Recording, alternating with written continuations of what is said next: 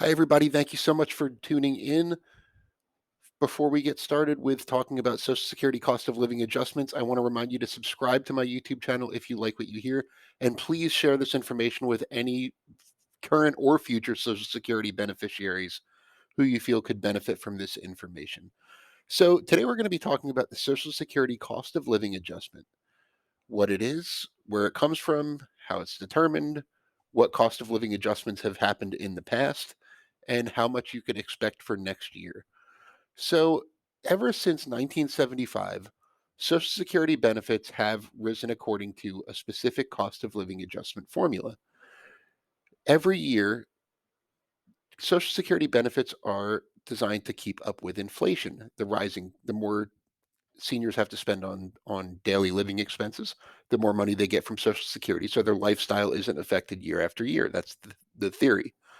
So each year, the cost of living adjustment increase starts with the December Social Security payment, which is actually the payment that you receive in January.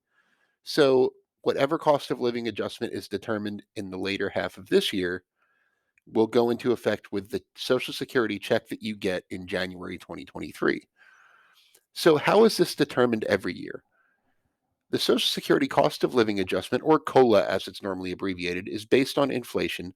And the inflation gauge that is used in particular is called the CPIW, this Consumer Price Index for urban wage earners and clerical workers.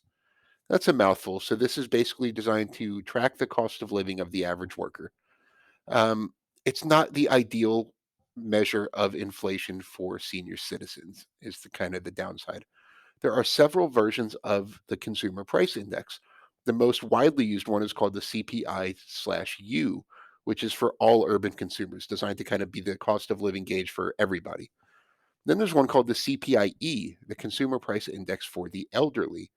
Now, it would make the most sense to use this for Social Security cost of living adjustments, but we need legislative action to actually make that happen. The CPIE is specifically designed for seniors or for people over the age of 62 in particular, who spend more on things like healthcare. The average senior citizen spends over two times as much on healthcare as the general population.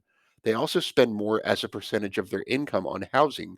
So housing costs are weighted more in the CPIE formula. It also weights things less that seniors tend not to spend money on, like education and transportation. So keep an eye out for legislative action. There's been talk of changing the way we calculate cost of living adjustments, and the CPIE has been rising faster than the gauge they actually use. So that's the bad news for this video. Um, so how is the cost of living adjustment actually determined? So it's based on inflation, defined by the CPIW, as I mentioned, but it's based on just the third quarter of each year. So that's July, August, and September.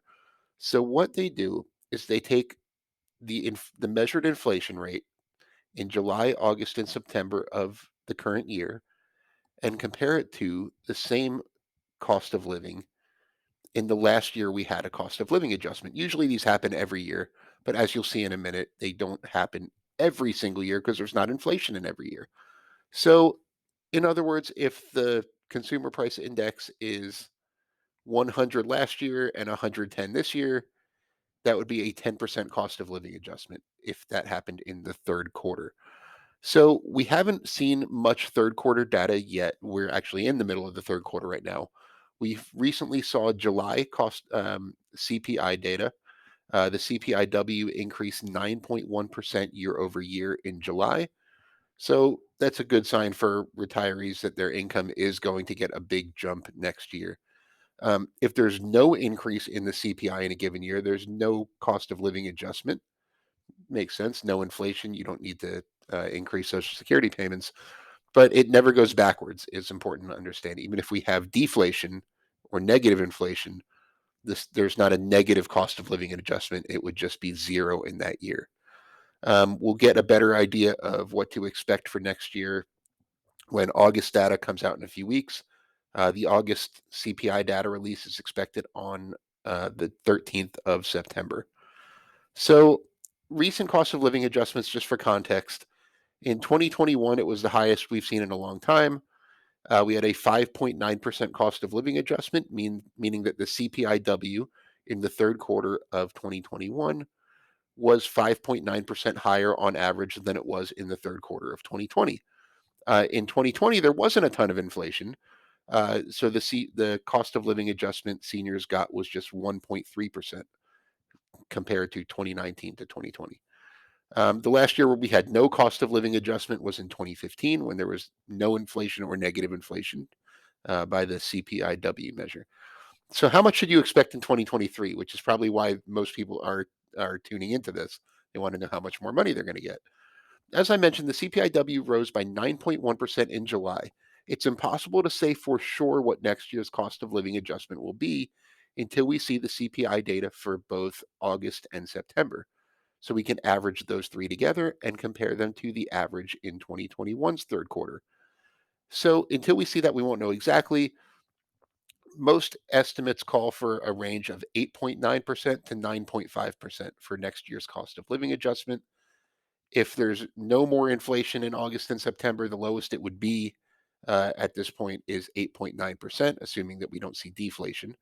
And even an 8.9% cost of living adjustment would be the largest that Social Security beneficiaries have gotten since 1981. So, long story short, seniors should expect a pretty hefty Social Security increase next year. And hopefully that helps you keep up with some of the inflationary pressures we've been feeling. This video is sponsored by The Motley Fool. Check out the link in the description to receive the top 10 best stocks to buy now, or visit fool.com/Frankel.